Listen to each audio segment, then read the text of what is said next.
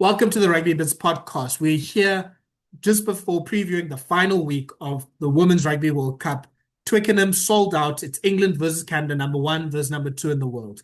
And as Kooks and I were talking before this, there's so much other rugby to talk about here. So there's Rugby Championship round five. There's URC that just came out of nowhere starting this weekend. It's not even the Premiership anymore. It's the Prem. That's starting this week as well.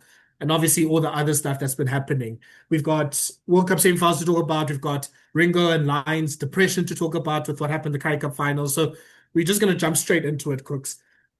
We'll start with the Rugby World Cup and the final. And I think let's just start with the semi-finals and how they went. And I think the big surprise result was Canada beating New Zealand 34 points to 19. So we know New Zealand, they're the defending champions. They literally haven't lost a Rugby World Cup knockout game since the 90s. And Canada just absolutely outclassed them, Cooks. Hello guys, hello everyone. That first off, when I rewatched the game because I put in the group because I missed the game live on Friday, and I put a mention in the group and I saw the score, and then I think Sharky was the first. He's like, "Go watch the first half." He's like, "Go back and watch Canada in that first half." I mean, what Canada did, I mean, that's some of the best attacking piece. I mean, master classes you'll see in just the way they play and the different ways they set up and the different ways they attack. I mean, they were incredible. I think the Black Ferns, I think they were a bit shell shocked in the first half, like just got hit with things they probably would have never seen before. And as much as they tried to mount to come back, I must say, like, if you a Black Ferns like if you're Black fan is that they threw everything back, but then Canada, as good as they were with the attack in the first half, second half they defended like absolute Trojans. They made hits, they tackled. I mean, yes, I know that Canada's number two at the moment, but I mean, like, it's such an incredible story for them. Basically, GoFundMe account to get them into the World Cup, even though they're second best side in the world, and then to pull a performance out like that against the Black Ferns is incredible, and a very good Black Ferns side. I really, really hope Thala that it's not their final. Last week, Yeah. I really hope so. But Thala, I mean, what a game and what a performance.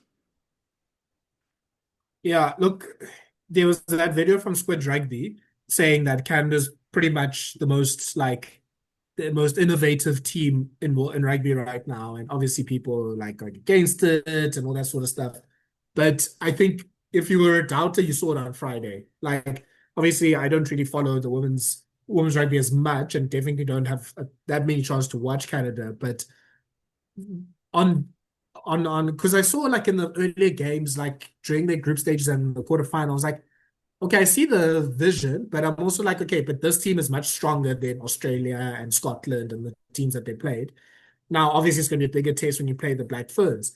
And they were just able to do that. And it's just the fact that the ball doesn't stay on the ground for too long. So either they're offloading it basically in the tackle, or essentially the job of the first or the second person that gets to ruck is you're the scrum half. You must pass the ball out and get the next phase going. And New Zealand just couldn't live with it. Like, it just forced them under pressure because they were always over the advantage line. Then they were offside, they were conceding penalties, and Canada just built on that momentum. And it's just so many ways that Canada just said, look, we're going to enforce the pace of the game. And I mean, I know New Zealand wants to play fast themselves, but they're saying, look, we're going to enforce the pace of the game. We're going to play as fast as possible. You need to keep up with us. And then that's where the offloads are coming. That's where the pickup and goes are coming. That's when, props and locks are playing at scrum half. But Justine Peltier had such a brilliant performance at nine. Yeah. Like, New Zealand does a rush defense, and pretty much they have one person shoot out crazy to get to the first ball receiver. She played with those ladies the whole game. She made passes when the pass was there, past the first defender. She ran into the gaps that the rush defender did. Like, she was just playing them on strings. And it just made everything sort of go and work around them. And then obviously you've got Sophie Goede, and she's been amazing. You've got Tessia, and she's been great at 12. You've got Hogan Rochester, the wing, and she's been a brilliant finisher. And this team just knows exactly what they need to do. It just feels like it's 1 to 15 or 1 to 23. Everyone knows how to ruck. Everyone knows how to pass. everyone knows how to run and what lines to take. Like you can't be there and just be a scrummer or a line out person or kick or whatever the case is. You need to be able to do that. So if you're the 10, if you're the prop, if you whatever, you're gonna ruck, you're gonna pass, you're gonna do the right lines. And it's just brilliant to see rugby like that. Like I think France, the men's side kind of does a similar kind of game, but they can't keep that intensity for 80 minutes or like let's say 60 minutes like Canada did on Friday. Yeah, and the thing is, like you look at Canada because obviously, I mean, they're not rugby powerhouses by any means. I mean, obviously the women's side has been more successful than the men's side, but the way they are so well coached and tell you right, like there's not many like you look at England and the Black Ferns have got genuine out and out superstars and game wreckers where they for them it's the team that sort of gets you like it's like almost like a death by a thousand cuts where everyone can play scrum off and the tempo is so high and everyone fits into the tempo like you said the props they can pass the locks they can rack and pass they can also run like Sophie Goede sometimes like you see away number 4 but the line she's running you're like she's popping up everywhere so for me, it's interesting enough. Like I think the tempo in which they play is actually does probably match them well against for England because then you can sort of force England out of their comfort zone and going because England obviously have got the fantastic pack. Yes, they've got the pack is brilliant, but England almost want to wear you out. I mean, they are coached by John Mitchell, like oh, they want to wear you out, and then obviously got enough quality to hurt you out wide. Where Canada is trying to stamp this mark and trying to make the game as quick as possible and also like Tyler, this and it does help like for them being the underdogs on the weekend for both semi and final, where they have nothing to lose. And once they get going, Tyler, it's very hard to stop that because you know you blink and you're like by the time you think you're about to ruck, the ball's gone or it's been offloaded, and it's like you can't see your defensive line. And every time, what I loved every time is they caught the All Blacks offside so often. I mean the Black Ferns, Yeah. so because like that they can't make it back in time to retreat. And everything you said now, the Rush defender doesn't know when to go. When like then the problem is now then you're no man's land. Where the Rush defender's like when do I go? Like when do I leave? And then you're at like sometimes the rush is a little too late. The pass pizza, or she goes runs too early, and then the scrum was running behind your back. So the way Scotland's I mean Canada's put together is incredible. Like I'm very, very interested to see how they go this weekend.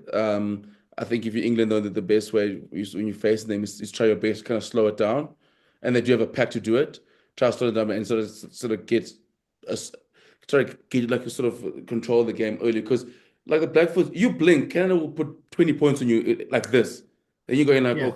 like oh now and then now you and then you sort of and if you get into a sort of a big trials points heavy match, you're kind of playing in their favor because they're going if we lift the tempo and you got to match our tempo, good luck because we can just keep right going. You're actually playing into our hands as opposed to so like England is you want to slow that down as soon as possible, gain control, force them into making mistakes. So that's why I do give them a chance, Canada this weekend, but I mean they're just so well drilled. I mean like what they do with the Black Ferns, I mean that first half, I mean they ripped them to shreds. Yeah. I think there's not many better World Cup performances, men or women, that you're gonna see than Yeah. what Canada did. Like they really just dismantled the Black Ferns that first half, especially. The other semi-final was a very different thing. It was so tense, basically, for 60, 65 minutes. Like England has, I think, obviously the weight of this World Cup has been on England the whole time, and they've had slow starts. They haven't really gotten really out of second gear. They've been making some basic errors with like just handling and dropping passes and kickoffs and all that sort of stuff. So half time, it's almost even. England and France are there. France had enough chances to score, and there's some that they absolutely butchered. But I think the strength of England is their pack, number one. Obviously, their pack is the best pack in the world. They've got probably the best front row in the world. I mean, Han Bottoman got 3 turnovers, and she was a big game changer for them. And they wore France down with the rolling maul and obviously getting scrum penalties as well. But then also their bench, I think it just gives them an impact that makes them like pretty much the best second half team in the World Cup, where Canada's the best first 20 minutes team in the World Cup. And it'll be interesting to see how those two things clash up against each other. But Cooks, I guess England got there, and John Mitchell said it doesn't matter how you get to a final, you're in the final. I mean, John would know this from 2003. He didn't get to that final. But like I I think there's a worry for English fans of okay, they haven't really played their best rugby pretty much this whole tournament. Maybe it's going to happen on Saturday. Maybe they don't even need to play their best rugby because they've just been so much better than everyone else. Or, it's just that team that hasn't really been on form and then they can get caught out. So what, yeah, what's England's mindset now going into this final? They literally haven't lost since the last World Cup final. They're on 32 wins in a row. They know they've got the pack. They know that some parts of the game isn't firing, like their backs essentially, but they know that in Ellie Kildan, for example, they've got one of the best like finishers in the world, or the best finisher in the world. So how do you think England is thinking about this going into Saturday's World Cup final? I think England, for me, Tala, I think they do know that they've got an extra gear that no other side has, which has come through when it needs be. Like as much as they haven't played well in patches and they've been put under pressure, they've come out of the pressure every game. Every time they've been put under pressure, they Mm, found a way to sort of even on Saturday, they sort of can find a 15-minute, a 10-15 minute period where they're very good for 50 minutes and they sort of open the game up. So I think for me, like I'm on the camp that well worried about for Canada is that I think England will be very good this weekend. Like I think that performance is gonna come and I think obviously yes the pressure and the pressure the weight. I mean, they were a missed line out away from winning the World Cup in New Zealand. And for Canada, the biggest thing is you got to find a way to stop their driving more. It's a walking try or walking penalty at the moment. It's such a weapon for them. So they know they've got that Arsenal and the pack is good. So for me, Tala, I think for England, I'm like my worry is the only slight worry is like you mentioned, like pressure and also pressure obviously built on themselves of going, we've targeted this World Cup. It's at home. It's sold out Twickenham, but I think they will rise to the occasion I just think because of like the hurt of the last World Cup. But for me, they have to start off well. I just my worry for England, like this, even the same as like when they played the Black Ferns in the last World Cup, England were the better side, but they just didn't start well. And you sort of like yeah. then they're chasing the game. Yes, they obviously got back into the game, but like through more. But like again, against a side like Canada, it's like going, don't find yourself down 14-0. Then the pressure hypes up like, oh shit, here we go again. Oh no, like where we defending. So that's how I'm curious how England handles that. So like, because I just think for me, if England starts well, gets like maybe a 14-point lead in the first 20 minutes, I do think they can arm wrestle Canada and almost run away with that final. So I think for me, I'm confident in terms of England. I know I went for the field against England, but I just think they just have another gear that no other side has at the moment. And I just feel like you mentioned their bench, and I just feel like they are due a really, really good performance, and I think it'll come on Saturday. Yeah. So the last two games, these two teams have played against each other.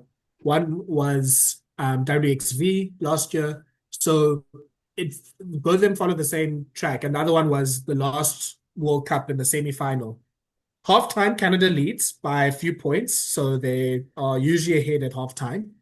And then basically from like 60 minutes on, England sort of gets ahead and then they win by more than a try usually. So they did that in the WXV, they did that in the last World Cup as well. And yeah, I think it's going to be like Canada knows, I think, or Canada, I think that's why also with Canada, they sort of try to start the game on as high as tempo as possible with the Black Ferns. Like that first play, they played for 2 minutes essentially. And they're Yeah. just like, look, we're going to start this and try to sort of get the points as quickly as possible because we just don't really have maybe as good a bench as England and maybe as good as a bench as New Zealand does. Like there's a drop in level and a drop in quality. Whereas with England, like their reserve front row could easily be the third or the fourth best front row in the world. Like, they've got really good players that they can come on. Like, I mean, people have been saying Holly Aitchison should start at 10 and Lucy Packer should start at 9, and they've been great. Like, they've got that quality. And for Canada, if we look on the Canada side, I think my list of things for them is start fast, like we said, try to work out how to stop the rolling ball. And you have to find a way to manage the kicking game because New Zealand, I feel like in the second half, they did find some holes with the kicking game in the second half against Canada. So, you know, those short kicks and then the longer kicks and sort of those kick battles, like they just need to be able to manage that because England's definitely got the best kicking game in the World Cup. Yeah. So they need to just find a way to just do that and then also to obviously just keep the pace of the game up. So it needs to be that game where born and play is 40 minutes and they're going through all these phases and just trying to tire this England team out because that's when those options come. And I think the final thing I'd add to that list is if Bottomman or Mick Jones are anywhere in that defensive line, run at them. Don't allow them to come in and jackal because it feels like they're the two main jacking threats in that England team. Like, and they're very good at that. And France obviously just allowed them too many opportunities. Like, you have to just run at them and rather just take them out of the race to get to the ball. Yeah, 100%, Thala. I mean, yeah, you talk about Botham, but she's Meg Jones. I mean, she's also cooking this tournament as much as like the backline hasn't fired as much. I mean, her and Kildan, and I've always been a big Zoe Harrison fan as well. At 10, like what I love about Zoe Harrison, she keeps it so simple. It's like I need to find a way to get the ball to Eddie Kildan and Meg Jones and Abby Dow and Jess Preach. I don't need to be world. I don't need to be nominated for Player of the Year. Not me. I was gonna steer the ship. Like I was saying to Madam, like it reminds me of like when the Bulls had like was like Mornay staying at 10 and then just like Hendricks at 12 and then like Steedman Khan's at 13 and just like and like Mornay saying like guys, I just need to feed the fast guys and kick for balls. There's nothing else what else I need to do. I'll take the line from time to time, but hey, no one's here to watch me. Like so like that's I mean like that's what I do like about the English backline. And I just think, you look at like Mick Jones. I mean that's going to be a massive battle for them. Like, Jackling and also ball in hand is. You mentioned the kicking game. Like if you Canada, you just can't get it wrong because isn't that bad? We spoke about the Black Ferns back three a couple of weeks ago, but that English back three is up there with the very best in Breachdown and Kildan. I mean, everyone speaks about the Kildan's running ability, but I mean Abby Dow is blitz, and she's an incredible finisher as well. So that's gonna be interesting with Canada because obviously, like, I'm keen to see how they mix up because obviously the final, they were looking to obviously kick a little bit more. Don't do what the Lions did against the Crickets, and just try to run everything. So like you're looking at like like a for Canada like of finding that balance, but again, it's like women's rugby. Like it's as much as I do love it, but like it's still the place where like one bad kick, like someone's running under the poles. Like one big Yeah. like someone's running under the poles and people don't know anything like it's like someone killed and who put on the poles and see like now you gotta balance that. So yeah, but like I just think England side it just looks too much on paper. But yo, tell I mean like how good? Yes, if Canada pull this off, like it's a hell. I love Do you see Will Owen on Twitter over on Twitter? He says he put money in the Scotland Rugby Go Find Me account. He's like, I'm part of the team as well, guys. I've also chipped in. I've also chipped in. Yeah, as well. I'm also part of the team. But also like it feels very also the Canada like it feels very West Indies T20 cricket vibe. They're like bored like you're fighting us like guys. We basically sent ourselves to this World Cup. Like, please don't now organize a trophy tour for us to get home because like where's this money coming from now for the trophy tour? But I just think it's gonna be incredible. You're right, Tyler. Like it's as big as the rugby championship is. Like this is the biggest game of the weekend. The Women's Rugby World Cup Easily. has been fantastic. Which is exactly what we wanted, and the stories that have come out of it. And I think it is actually quite fitting that it's one versus two. And I think it's actually for rugby's sakes, it's actually very good that like for example, like the African women's they got their first semi-final, quarter-final, and now you look at like a team like Canada back in the final. It's great that it's not just like the traditional powerhouses, like having someone like Canada, like, and it'll be nuts. Obviously, if Canada put it off, but what they've done getting in the final, I think it does open more eyes in terms of rugby. Of okay, cool. Like this is not just a game for England, France, New Zealand, Springboks, and so forth. That there is a space for other teams and other countries to want to play rugby, man. But like at least World Rugby is doing so well with the WX by including everyone as well. Like yeah, they just want to include everyone else. Like yes, it's a great story, but like, why include everyone else? I'm just gonna close it up again. So like, who cares if you're trying to qualify for the World Cup? But the moral of the story is we had this great month. That's the moral of the story. Yeah, I was about to say there's so many people you can add with that. Like, it's so fun when other teams have a chance to win. And yeah, like if you're not aware, World Rugby has announced that basically the WXV is going to go into like almost like a league competition from next year. So the top 12 will all play each other home and away, and then basically have a final. And yeah, so it'll be the top 12 playing each other. It also accommodates for a women's British and Irish Lions team, which I think is probably also just a really bad idea. Just considering how strong England is. Like the Lions should be facing England, not the other way around. And then those 12 teams play each other. There's no relegation. Pretty much this is going to be the 12 teams set until the next World Cup. Great for South Africa, by the way. Yeah.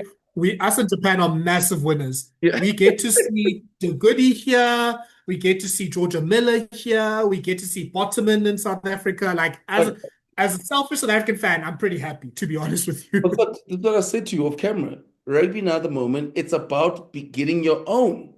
That's where World Rugby is. We stop trying to make this game inclusive and bring everyone in. If World Rugby is going to do it, why must we do it? Yeah, we as long as we're in the W. If they're gonna close the door, they must close the door with us inside.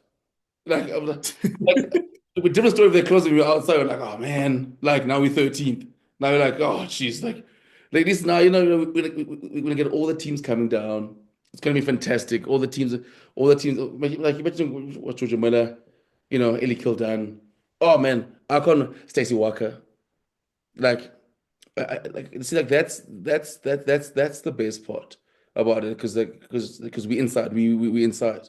And you know me, Tyler. I'm very selfish at the moment. Yeah, we inside. So what happens on the outside, it's fine. Ooh, I'll be angry for them, but but whatever happens, as long as we are inside the mix. Yeah, so yeah, is it rugby? Make sure that the Stacey Wakas are playing in Cape Town Stadium, Hannah Bottoman and Ellie Kildana and Ellis Park, like those games against, especially those like top tier teams in the women's game. I think we need to play them in our big stadiums as well. Then basically numbers 13 to 18, which are also not ranked. The teams ranked 13th to 18th in World Rugby right now. It's so funny because Brazil's 24th, for example. Fiji's actually ahead of Wales. Obviously, they beat Wales now in the World Cup as well. So Brazil, Fiji, Hong Kong, Netherlands, Samoa, and Spain are the ones that are going to be in the second division of the WXV and playing against each other. They'll play in one location. So if you remember, we had the likes of Madagascar and Belgium playing in these tournaments before, WXV 2 and 3. They're not going to be playing anymore. So if you are Kenya, if you are whatever other team that is outside of this club, like World Rugby said, look, good luck. How you find yourself in the World Cup in Australia in 2029, that's your issue. Good luck with sorting that out. These 18 teams are going to be all pretty much playing each other. So, yeah, it's so going to be so interesting. I mean, like Canada is 20, eh? There's 20 sides in the World Cup now. For the next one, is it 20? I think it's still 16. I'm not sure. It might be 20. Damn, 16 is tough. So basically, like, yeah, you're right. Like, man, also Wales. It's these guys. Can there be some good news happening in Welsh rugby? Just something. Yo, they just be taking hits after hits after hits. I'm just can someone just give them some good news? Like, you know what I mean? Like I saw now, like Matt shared, like it's just got the Cardiff job. He's like, nope, I'm gonna be assistant coach. Like left them like a week before the competition starts. Like I'm the assistant. I'm back. I'm gonna be a tech coach for the national side. So I'm gonna leave now. They're like, but we don't have a coach now. Like URC starts like in 2 weeks' time. Like you've been coaching all preseason. Like not my problem. That's a you problem. Me, I've got the box coming up in October, so I've got to go. Steve Tandy called me up. Jack Morgan said this week if Ospreys are cut out, he's not playing in Wales anymore. He'll take up those contracts in France or Japan or wherever. So Yeah. I mean, I'm the going. positive for them is they're in WXV1. They're in that first league, at least. They haven't been relegated to the second league. Oh, thank goodness. The thank. Oh, I thought they were down there. I was like, oh man. Oh No man. shame. They're not playing Hong Kong and Brazil and the rest. Look, Even though they should, pretty much on form. it's funny. Like imagine like Jack, like losing Jack Morgan is like, if the world's problem, like, well, man, actually, in a way, kind of helping us. Quite the highest paid player. Like we're still gonna pick you anyway. So enjoy France, buddy. I think he's on 24 caps, so technically he wouldn't be able to be picked if he went overseas tomorrow. Yeah. I think But they'll if pay. Wales doesn't change that rule just for Jack Morgan, they're absolutely stupid. Yeah. So You're I you're mean, yeah, that'll be you're the one last straw for you're me. one lion. And say, now we don't need him. He doesn't meet our How requirements. dare he? Cooks, okay, let's make some predictions.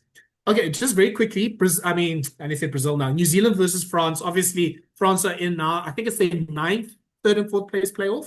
Like they're the masters of the third and fourth place playoff. They know that competition really well. I remember in the 2022 World Cup, they won the third, fourth place playoff against Canada. Then they attended the final and they were absolutely drunk. Like you could see in the trophy presentations that these girls had the best time. So I'm hoping for something similar. Actually, both them and New Zealand need to come into the Twickenham, the final at Tipsy.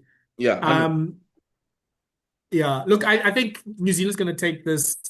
yeah. Obviously, So look, France has been very lucky to get into the semi-final. Never mind, even though they had the chance of winning and getting to a final, obviously with what happened in the quarterfinal against Ireland, like I think they were pretty lucky, and obviously they have all these players missing and suspended. So I think the Black Ferns probably come back and bite back really hard against them. yeah, I think I agree with you. I think the Black Ferns do take it, and hopefully, Taylor, you said we'll see them both, the Black Ferns and France. I need them flying at the trophy presentation on the Saturday. I'm flying. It's going to be funny because they're doing the like World Rugby Awards presentation, I think, during the trophy presentation. So someone like Georgia Miller might win like Breakthrough Player of the Year. So she might be tipsy getting into that stage or something. So just watch out for those things. And then, yeah, Cooks, who you've got your money on, England or Canada? I got England by 10. I really want England to win because I think uh, that's the one thing I don't like about World Cups. Like you can't be dominant for 4 years. Now people are gonna say, but you don't have a World Cup. Like I really don't like that stuff. Like maybe I'm part Irish, but I want England to win. But if Canada wins, it'll be so cool. So I don't think this is a prediction of the head. I think England should win if I go with the head, but I'm just gonna go full heart. Canada by 2. Oh, Late Late penalty by Sophie Goede at the corner, slots it, wins World Rugby Player of the Year, is pretty much in that, like, I let mean, it I don't be. know enough about women's rugby to say if she's the go-to or not, but she has as much of a case as anyone else. Twickenham would be. I'd hate to I, see how Twickenham will be after that. yeah. And Yo, that's also the other thing. Like, it's not fun. Like, obviously, I mean, the Springboks did this to France in 2023. It's not fun when the host loses a big knockout game like that. at least it's the final. So like everyone's going home regardless. It's like when like it's when it's the semi-final, quarter-final. He's like going, Yeah. each guy's like, I mean, we got 2 more rounds of this. Like Go home, guys. like it's like remember England in 2015 when they got knocked out in the men's World Cup and like round robin, like English fans like, oh man, we got a whole knockout stage and we're really not playing in this knockout stage. Like we're really gonna have a whole tournament where we're not involved, basically. They're like, yeah, exactly what's gonna happen. At least the final, it's sad, but it's a final. Yeah. So yeah, that's a lot to look forward to. That game will be at just trying to get the time right, 5 o'clock South African time. The third and fourth place playoff is at 1:30. I think that'll be worth watching. It seems like both France and New Zealand have gone pretty much for their first teams. So you'll see like the likes of Miller and Baudron Santos. So yes, that's great. So the World Cup final clashes with the Springbok game, I just realized as well.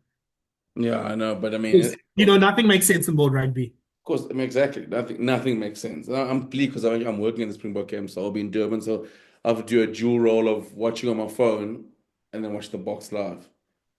Like, do both.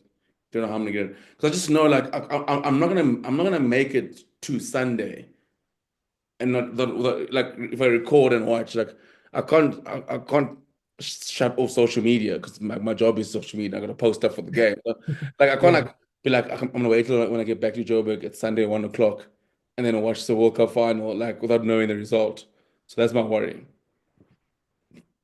Yeah, yeah, I think I can't understand why World Rugby can't just tell all the competitions, guys, work around this at least. Yeah. Like this is the biggest game of the year. Like Or at just least exactly, or like if the Springboks are playing at 5 o'clock, look at the time. I'm like, okay, can we find a way for the game to be like at 7 p.m.? Like, was it like yeah, 7 p.m. is the time, for example. What's that? So 8 p.m. What's London's an hour behind. 6 p.m. 6 p.m. that yeah. side. So like, I think yo, this if we have the geography teacher watching this is horrified with my lack of knowledge of time zones and math. Um, but like find a way where it accommodates both sides until like it gets pretty much you kicking off at 5. Then the Rugby World Cup sort of at 7 p.m. Because then people are going from box to the Rugby World Cup and work and sort of work in between, but do it in a way where that's the main event though. Like you're not gonna go, guys, the World Cup final at 3, then the box at 5. No, you go, or the box play at 3 or the box play at 5, and then the finals at 7. Because I think in Canada it probably kind of works out for them because that's like when you watch NFL, it's like 7 p.m. When it's like 7 p.m. here, it's like midday. Like So yeah. it works out for both, but what do we know?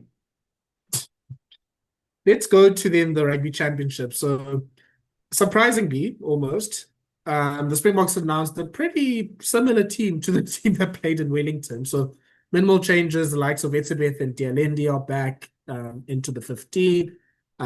Few positional changes. Damien Willemse goes back to fullback. We have a 5-3 split in the bench. Jan Hendrik Wessels is the reserve hooker with Juan Fenta at prop. And for Argentina, they've just released their side. Um, Pretty strong side. I think the big highlights are they have a 6-2 bench. So they have Petty, Rubiolo, and Juan Martin Gonzalez as their three of their reserve forwards. Albanaz is back. He's going to be on the bench, deputizing for Santi Carreras. And yeah, Isgro's playing on the wing. You have Malé at fullback. You've got Kremen, Matera at flank. Yeah, look, obviously this has been the rugby championship of ups and downs and surprises and all four teams being able to beat each other. So why should Springbok fans be worried about Argentina, Cooks? Tyler, it's such a hard one. I was gonna say with both sides because I think the most dangerous thing for both sides is that they won the last time out.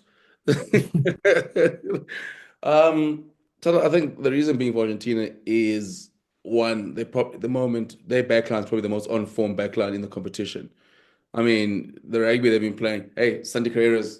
Hey man, I put my hand up. He's cooking. He's balling. You're No, cooking, man. hey. So I think obviously the ability to sort of put up points, and I think the way put up points quickly, and obviously I think the way we play does suit sort of Argentina of going like they don't mind we throw the ball around. They also happily throw the ball around. But I think for me, Tyler, it's also that they're all unpredictable. I think as a Bok fan, that's the worry, like which Argentina will rock up. If the good one rocks up, then it's going to be it's going to be very very tough because when Argentina rocks up, there's not many sides that can stop them, and I'm very keen to see the Springboks like how we counter that and facing because I think now with this backline we have now we had the first going to the All Blacks test. There wasn't that much expectations, but more excitement and like, geez, what's Rassie done with all these changes? But we keep the youngsters now. There's expectation. Like we've seen what they can do. Now we want more. So Yeah, I do think that if you do get into a bit of a run fest, I worry against Argentina. But for me, the biggest thing is, Tyler, as a Springbok fan, is the unpredictability, like which Argentina is going to rock up. And for me, I feel like Argentina actually sometimes more dangerous away from home than at home because yeah. you look at like the All Blacks, most of their wins are away from. I mean, they only got their first win against All Blacks at home this year, so Mm. traveling for them isn't a big factor. And also, if you're a Bok fan, I'll tell you why I was worried. Games in Durban. I don't know what's going on in that province where none of our sports teams can perform. Games in Durban, that also makes you worry. But Yeah, and I think Tyler, like for me, I think also like Argentina, because in their mind they're going, listen, I think Twickenham obviously it's anyone's cause. I think the Boks are very good in Twickenham, but Argentina's probably thinking to themselves like, again, it's a chance to win the Rugby Championship. They'll fancy themselves against this Boks side at the moment, like not undermining the Boks side, but they're going like we can run any side off their feet basically if we get it right. And we just basically like with Argentina is like you look at all their losses, like just don't this is not get in our own way. Like that's the frustrating thing for Argentina. Like they just find ways to get in their own way. Like they should have won that first test against the Wallabies, up 21-5. So yeah, so that's why I think I'll be worried. I mean, one, Durban and the unpredictability of Argentina, and again, like I said, their backline is as good as any backline in the competition. Also, I mean, they lose for a trio. I mean, I lose for, I mean, Jasper, Sia is that, but I mean, when you got Oviedo, Matera, and Kremer, that's as good as any loose trio you'll see. And Gonzalez can come off the bench as well. Exactly. Yeah, I think for I think the reason why the Pumas have been so good is also like I think the thing that Quantum has added is that they also are like it's been funny because the backline has been really good, but they are literally last on tries scored in the competition. They've already scored eight. Australia scored 17. The Boks have scored 14, for example. But it's also because they are able to just accumulate and take points now. Like Yeah. they've learned to always be a bit more mature and be like, okay, we're the 22, we've forced the infringement, we've forced the penalty. Santi or Malia, whoever, just take the points. Just take the 3 points. And against Australia, they pretty much, I think, yeah, they scored only one try. And the rest of the points that they scored, I think, were 7 penalties. Against New Zealand, they scored a ton of penalties and I think they scored 1 or 2 tries. So they will, and they've now worked on, Carreras and Albanos, even Malia being, good enough kickers, place kickers, so that they can take opportunities. So once their attack is able to get you over the advantage line, it's about not making mistakes. And obviously, that's been a issue for the Boks this year. Is when a team gets behind them, they concede penalties, they concede missed tackles. So the Boks need to be disciplined and they need to not sort of put their hands into the rucks. And I think it's Angus Gardner this week, and he's always really strict on that with the ruck. Angus Gardner is pretty much one of those don't even compete in the ruck. He wants the game to be flowing as much as possible. So, you need to be disciplined. Like we've seen with like Marks and Kwacha, like those sort of players that they've been way too ill disciplined and putting their hands in. Like you need to stop that basically. And Argentina is more than happy if they get a ball of turnover or any opportunity to attack, they'll take it. So I think it's important that in terms of like set piece, the Springboks have the better set piece. They need to put pressure on Argentina. So if they have those like scrum moves or whatever the case is, you stop them from doing that. Because we saw in the first Australia test, they scored 2 tries from scrums from 60 meters out. And they actually just tore Australia apart. And I think they have the ability to do that to any team. So I think for South Africa, this is a game where they have to play as traditionally as possible, like they did against New Zealand in the second half. So it has to be box kicks, it has to be mauls, it has to be tired the legs out, and then the opportunities will come. So I hope then for the likes of the Sasha Feinbergs, the Willemses, the Moody's, they mustn't now think that it's going to be the downhill situation was against New Zealand in the second half or the last 20 minutes where they just get points pretty much everywhere. They have to build that innings first. And once they do that, once they get those scrum penalties, once they get the maul going, I mean, the maul made a comeback in Wellington for the first time in like 2 years. So welcome back, Springbok Rolling Maul. Like we've been missing you. And once you do that, the opportunities will come. You can, I mean, look, Argentina has a decent defense, but it doesn't have a great defense. Like they will also start making infringements. They also can concede a ton of penalties. Like we saw them in both second halves against Australia. So this Argentina team can be great for 40 minutes, can also be bad for 40 minutes. So it's for the Springboks to try and stay as level as possible and just not allow, like, I think what's happened in the other 2 losses that they've had. If you're having the bad moment, and that's, I think, the lesson from Rugby Championship, if you're having a bad 20 minutes, don't concede 14 points. Keep it to 7. That's all you need to do, and you'll win these games. No, 100%. And also, like, the Springbok side, I mean, I think, tell you, you're right. I mean, more made a return. But also, I think with the box side, I mean, especially with this side, I think there's a great balance in terms of, and I think that balance comes from Jasper Wiese. He's made like we saw how good he was in that game against the Wallaby, against the All Blacks, but just having someone who can carry down the middle has made a massive difference for Springbok. It was a massive difference for the Springbok attack because now you got someone who's coming around the corner, coming down the middle, holding up defenders. Without Jasper, it just felt like there was nothing. We weren't getting much go forward on the middle. So, and also with the Springboks where it's like the patience they have.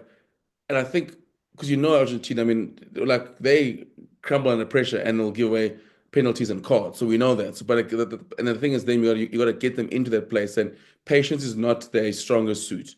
Like they're not gonna be like we're gonna take it and rest and just be so patient and like no, they'll give cards away. So for me, the Springbok side, I mean, like I do love the side. I mean, it is very exciting. But I mentioned in the group, like Tala, I was gonna ask you, like, is it are we looking because I mean Russ is obviously a hard coach to sort of gauge because we never know what's number one. So like now we're gonna create our own narratives because but like this does look like almost. I mean I think Jesse Krill will definitely come back, but we are looking at like this is sort of going forward. Like I can see the similar side against Ireland and France at the end of the year Yeah. in terms of the way you play. Because we mentioned, I think, in the previous pod before the All Blacks test, the way you played against in test one against the All Blacks and Australia second test, I think we need to move past that now. Like we need to like figure out this Tony ball if you're going this way. Like and we need to sort of go and this is how we go and this is how we go about it. I think obviously I don't think like it's not Jesse Krill. I don't think he's draw. I think Moody's being obviously rewarded for playing well, but he's also played a shit ton of test matches this year and the year before. So it's like I'm like him getting a race. It doesn't bother me. He mean captain the side for how many times this year. So, but I look at the side. I mean, Barnes that Jesse comes back, but like it just looks like very like number one-ish. Like okay, this is where I can see Rassie's like where he's thinking. Obviously, I mean, I think Kudlik when he comes back, but like it's sort of looking like this is where we kind of going forward with this, like with this team that's like named now. I think this team is good news for ballers. So if you're in the category of ballers in the back line, and I think let's put Sasha, Willemse, um, Lebok, Fassi, Moody's not really a baller, but kind of a baller in a way, I guess, with how he plays 13. This, I think the model for the team is moving towards at least two of you need to be somewhere in the back line. Yeah. Let's say maybe two of you at the starting, maybe one on the bench. Like you guys need to be somewhere there when we're playing our top teams going forward. And I think that what that means for them, I don't want to call them conservative because I mean, yeah, we've talked about this many times on this podcast. Like, the ball skills and the creativity of the likes of Dialendi, even Creel are underrated, I think, by Springbok fans. But I think there is going to be a slight movement of, okay, we're taking maybe Creel out for Moody or Dukes out for Willemse, or maybe Pollard's going to be the finisher that he was last year. We start with a Sasha or a Libok. So I think we're going to try to meld the two things because, look, if we try to play Tony ball to be as curt as possible, to be as like straight as possible, we can't have someone like Pollard who struggles with passing on one side of his body and passing long there. Like, unfortunately, that's just not going to work. Like, that's when a Libok or a Sasha is needed, that they can pull off those long passes. But on the other hand, the likes of Sasha and Libok and whoever, they need to be able to play that kick pressure game as well. And that was, I think, what was the great thing about the New Zealand result was Libok was putting those aerial bombs up. Moody was chasing them, was really effective against the New Zealand air ball chase. Hooker obviously did really well at 11 and was just a weapon, essentially. I mean, he was giving poor Leroy Carter nightmares. So both sides have to almost meet each other in the middle because I think the forwards are pretty much set. Like, Yeah. as long as it's a Beth, Peter Steph, Sia, and Visa, and Ox and Marks are fit, they will be in the 23 at the very least. Yeah. Then it's about, okay, does Nokia come in and sort of rotate with Lodiaga? Like, okay, Snyman, are you going to still be our impact player with Kwagga Smith? who's going to sort of come out of the props to be that, that player, and maybe Malherbe maybe can come back later. Obviously he's still battling with injury, but I think then the core, that sort of core from 2023 and the forwards will stay, and they've been playing largely well. And I think the encouraging thing even last week was they can still get to that dominant place, like winning scrum penalties, like grinding out mauls, like winning in the gain line and making those post contact meters and making big dominant hits. That is there for them. And I guess that's kind of my sort of reverse worry is I'm not sure now if, let's say, Itzebeth or Kolisi sort of just start becoming old, who's going to replace them. But that's a conversation for another day. But I think the backline is the most sort of fluid thing right now. So I think, like you said, I think Kriel comes in. I think Pollard comes in for sure in this 23. Probably then like the likes of maybe Moody and Libbok would fall out, or maybe one of Libbok or Sasha falls out. But I think basically the ballers, they proved themselves in the Wellington test and said, we need to be there. One or two of us need to be in this backline somehow. So, you know, I mean, look, Willie LaRue's a baller, of course, but like in terms of like the younger players, so one of Willemse or Sasha or Fassi is going to be at 15. Probably more Willemse and Sasha because they're playmakers, where Fassi is more of a finisher or a playmaker on the outside. Um, it's good news, I think, for Moody, where okay, he can show like he's a big, powerful runner at 13. He can sort of put himself in there and he's working on the defensive aspect. I mean, I think Esterhuizen is probably one of the biggest winners of this test year, Sure. that he's really putting pressure on Damien Dialendi. And I mean, if you're putting pressure on Damien Dialendi, it means you're like one of the top, what, 5 12s in the world right now. And that's where it's a bit, I mean, Esterhuizen has been. And I think there is more variety in his game than Dame Dialendi, like by a little bit, but I think there is a noticeable difference. So that, yeah, I don't think I've ever really answered your question, Kooks, because I'm also not sure. Because, hey man, it's Rassie Erasmus. Like I say every year I'm done trying to speculate about that guy, and he still does crazy things and surprising things that I just don't understand sometimes. And they usually work clearly. Yeah, 100%. I think you're, I mean, I love the Andre Esterhuizen take because I mean, even Damien Lindy, I think last year we saw like Tony Ball did open up a passing game that everyone always speaks about that he has. That it's just been underrated because he's just been asked to be a battering ram since he basically started. But he's all the say all the box say he's got the best pass on the side. So and then like now you're right, but he's got Damon. I mean, Andre Essays and banging down the doorbell, which is what you want to see. And I think now Thala, like what also excites me is like we're a 5-3 team now. It looks like again because we played more 5-3 than 6-2 Yeah. because we do have the backs and we do have the firepower. But the only concern again I still have Thala is reserve hooker like. It still gives me nightmares. It's still stressing me out. Yes, I see now. I see now that Yannick Vessel's playing hooker. That guy just keeps getting shifted around. Boom, like. But 16 or 17. I'm very keen to see it in the year tour because I see Gerard Steiner come play his first game for the Bulls this year. Because I think if he comes back in as a reserve, Lou said, I won't be Yeah. surprised to see Yannick Vessel staying at sort of being the second choice hooker, which I'd love to see him have a run in. But the problem is now, when you go back to the Bulls, I don't, what happens to Kobala? Oh my, hi. So what happens? You pick the third choice, losing the third choice hooker for the Springboks. This is the mess that Rassie's given to Akkers when he gets back to when Vessels gets back to the Bulls. But like that, and then like I think Bonfenders has been good, additional glimpses, but I still don't think is what Steenekamp was for us last year. Yeah. Like I think it's good, but it's not there where like Steenekamp last year was incredible, and like so like in our bench obviously like it is nice to rotate between Loot and Loot and like Loot and Nokia. I think and Nokia, I mean wise. I mean we always seem to do slightly better when he's there. So for me, like now, it's like this evolution. I think I'm very excited to see.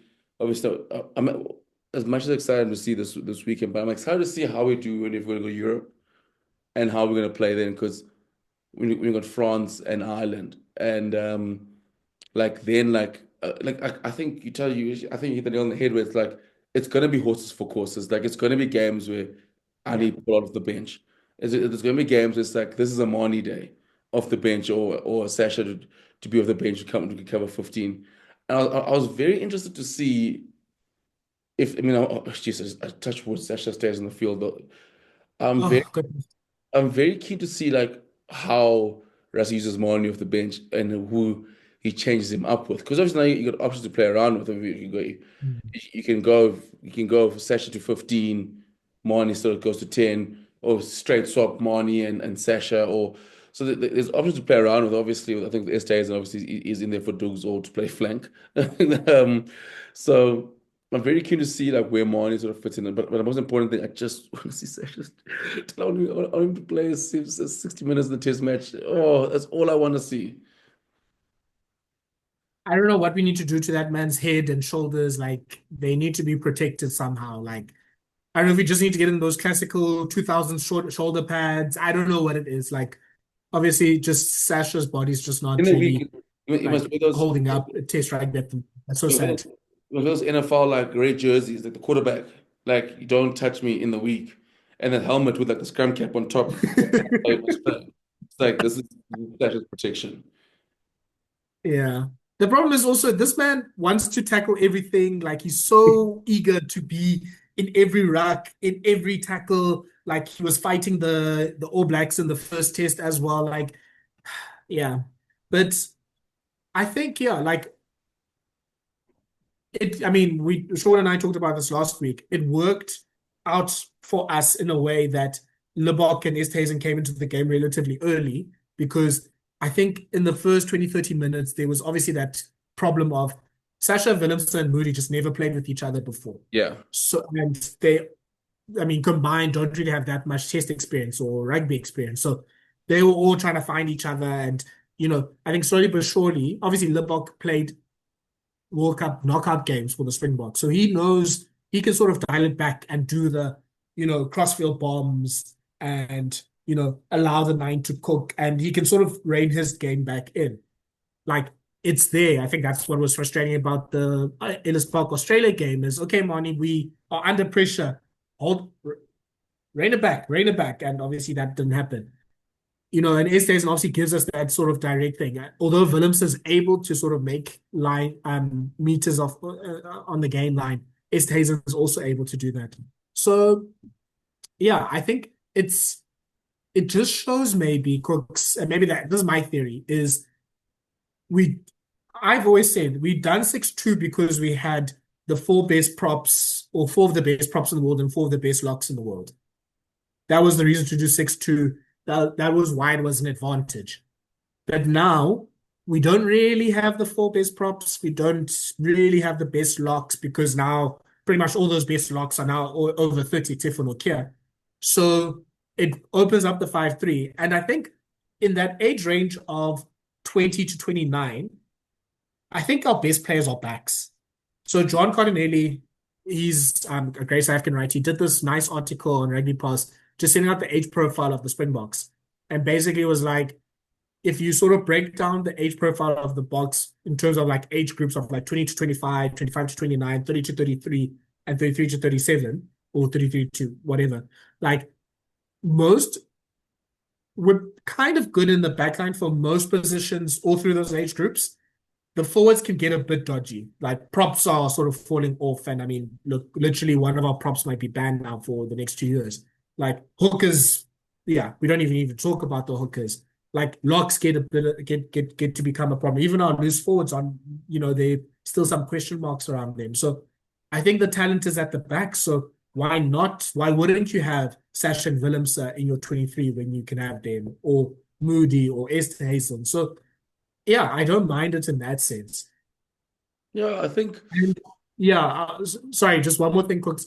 I think though also history has always shown like it's very hard for a team to sort of do. I mean, two World Cup campaigns in a row is difficult. Three is unheard of. So this team has to renew somehow. so. I agree with you, Tilla, and and I was having this debate with mates of mine over the weekend, and I said also some of the box who are like, for example, like a Willemse, for example, he's in his 20, like mid-20s, but he's like an older 26 because he's gone through two World Cup campaigns. Yeah. Where some guys have like just the tax on the body and things like having had two World Cup campaigns and strenuous campaigns compared to like other sides, or like some guys like Ireland guys get not up in the quarterfinals. So like like that does weigh heavy on the body and weighs of just the long campaign, the drawn out campaign. So that's the interesting thing. You're right. I mean, like, no one has done it three times. You look at the All Blacks in 2019.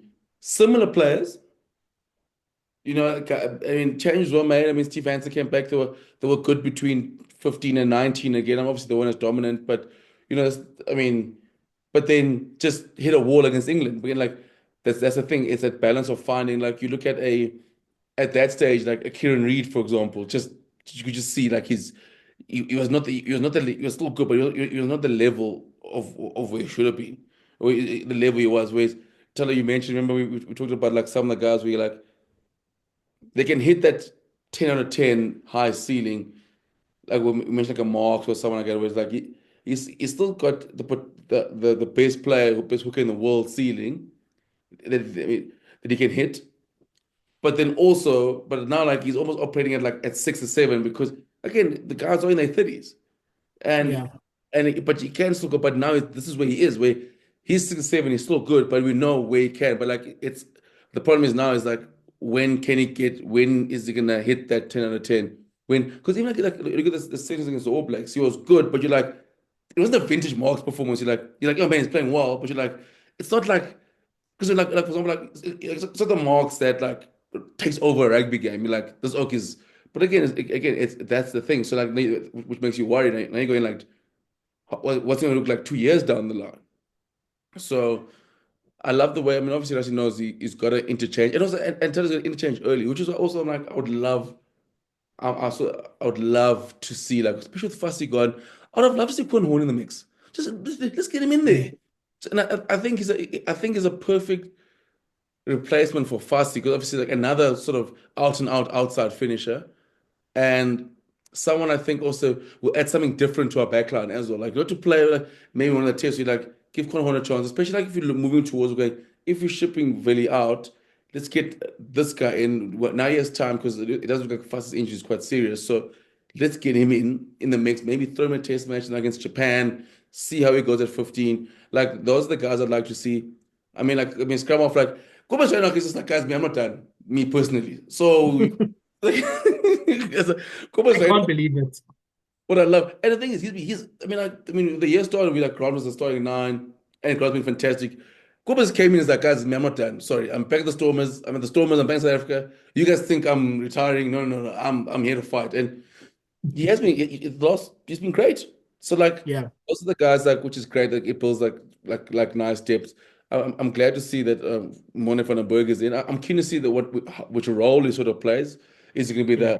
the Rassie sort of almost like they rein him in a little bit whenever he starts. And I'm keen to see is he going to be the same Mone and he's like Krappies go and unleash yourself like the same way he plays with the Lions, or I don't know, like try and sort of like bring him back and restrict him. So there are positions where like we do need like sort of change and cover. Like 13 is a big one for me. Like I'm like with Moody, for example, like Lukanya, I'm just got back from injury now for the Sharks.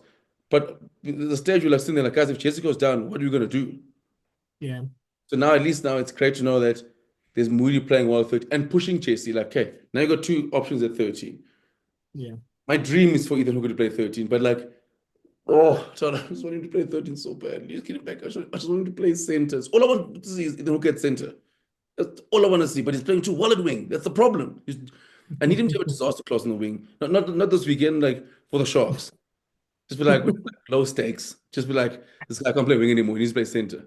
That's what I need that's what I need from him. But like, He needs to leave the Sharks because he's not going to play center with KZN on ah, there. ah, ah, ah, ah, I'm ah, just I'm just saying. let's keep him on the wing if needs be. Don't take away that one of the few good things about the Sharks. Like no, I want to go to the Bulls. Hey, by the way, my favorite thing I saw like sorry Rian and Ringo. I mean, they were like the Bulls after Q and Horn. I'm like, oh, that's a be good signing. The Sharks like us too. I'm like, Who's gonna play? We got Fassi. We literally put in a Fassi. We're like, us too. We also want him. We also want him. I'm like, Isn't Hakim Kunene like literally in the 23 this weekend as well? Like you've got enough cover there. Like you don't guys, need another play fullback. where because they come back. We want him. We'll figure it out. We'll do something. As long as it's in Durban, we'll do something. Yeah, Rassie must also do one more thing, is when he's finished the Rugby Championship, he must have a nice meeting with Johan Ackermann. Maybe he needs to make a promise about 2028, but he needs to go, look, Johan, I need like two things from you. Moody at 13 the whole season and Wessels at hooker the whole season. Yeah. Like, that's the only way these two positional switches are going to work. Yeah. And I think Moody's been a bit up and down. Obviously, he's come back from injury. Then he was just not really hitting form. But the problem there for Ackermann and for the Bulls and for South Africa is Ackermann's going to go, well, I think David Krill's a better 13, and I think Jan Grobler's a better 2. So, yeah, he needs to do something there. He needs to sort of pull whatever strings he needs to pull. That's Because if these things are going to work, especially with those two positional switches, it needs to happen every week for Moody because you're seeing now almost the more he's playing at 13, the more it's coming back.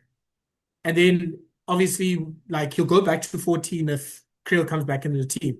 And in the Bulls, I mean, David Creel, like he literally has two problems with two Creels. David Creel, like he never has a bad game. So, how can Ackermann justify moving Creel onto the bench or onto the wing if, for God. Moody? Like, You cannot put David Creel on the bench. Cannot.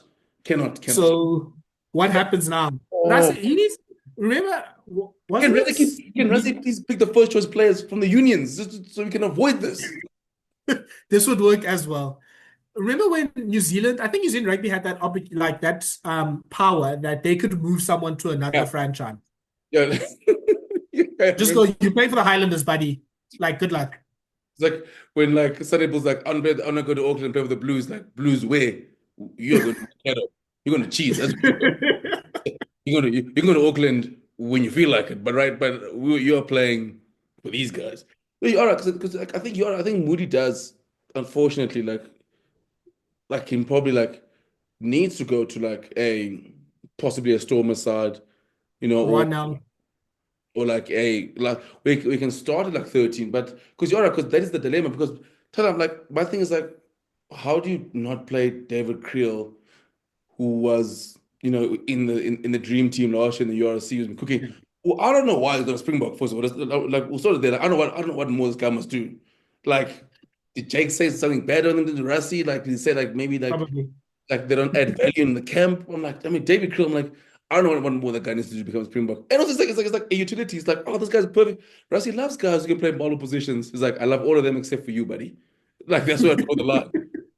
And then, like, you look at, like Henrik Wessels, like, it's the worst because you're like, Wessels is, like, now a reserve hooker for the Springbok. But you're like, yeah, but, like, I still back Grobler as a throw at hooker than, like, Wessels. And you're like, okay, cool, you can start at one. But you're like, yeah, but Steiner comes back. Like, yes, Wessels was good at prop this year, but like, yeah, but Steiner is a better lucid. And then you're like, the Bulls thing, they're like, yeah, but we also have Aka van der Merwe. You're like, yo. Then you're like, oh man, like, oh, then you're like, so what do we do with this guy who's in the Bok mix? And Moody's the same way. Moody obviously would be fantastic at 14 or 13, because he does need the reps at 13, and he sort of does need. Or just going, hey, sorry, Jan Fontaine, you can mix it up, but we're going Krill at 12, Moody at 13. Because Maybe that's the solution for everyone. Yeah. all I know is David Krill has to be in the rugby field. That is all I know. His name is in pen.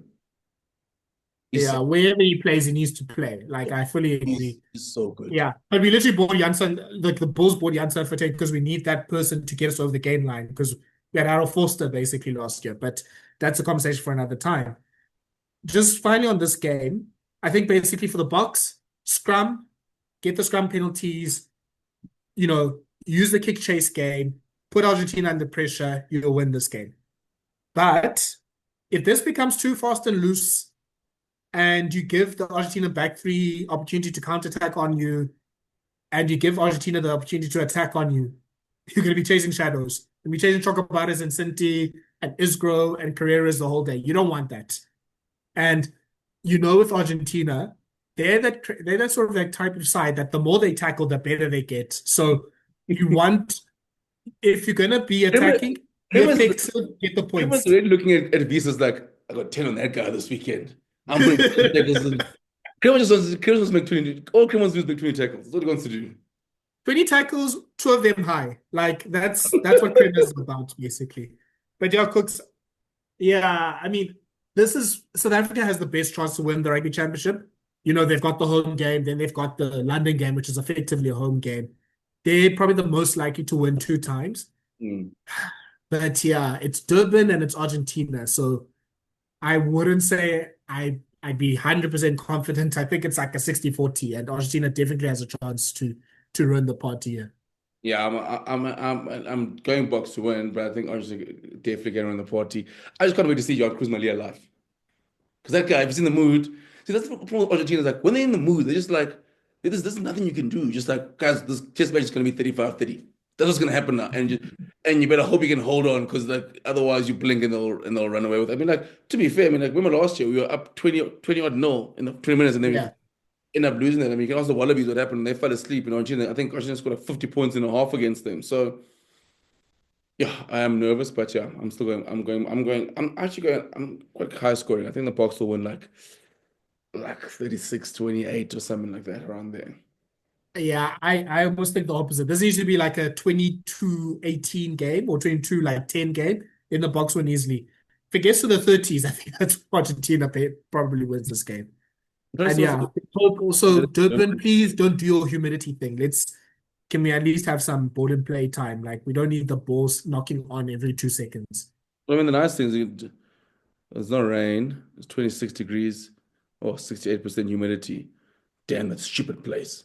They really shouldn't play sports there.